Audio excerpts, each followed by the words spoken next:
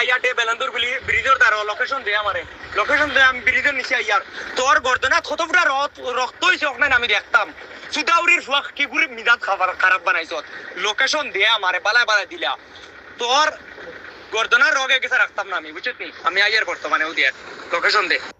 তো hello guys, ওই যে স্ক্রিনে দুইটা ফটো লাগাইছি, একটার নাম হইল মইনুদ্দিন, একটার নাম হইল একবার।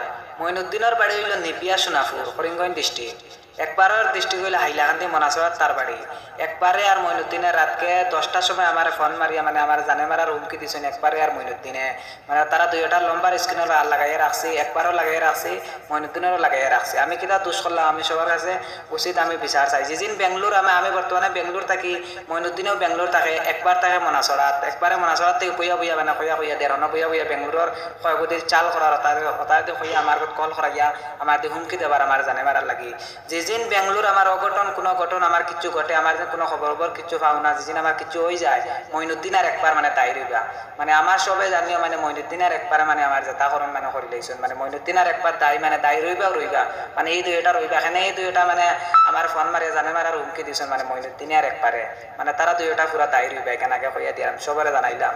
এইটা আমার লাস্ট ভিডিও হইতে পারে, এইটার বাদে যেন আমার কোনো রিপ্লাই যে কিছু দিন পাও না, ও যে ভিডিও ছাড়ছি একটু ছাড়ার বাদে জানিয়ে মইনুদ্দিন আর একবারে মানে আমার বেঙ্গলোর বাতিলে মেইল হয়েছেন, মানে তারা তো আমার মারতা করি মানে হুমকি দিতরা, ডেইলি ফোন করি আমার মারবার লাগে আমার জিও খতরা।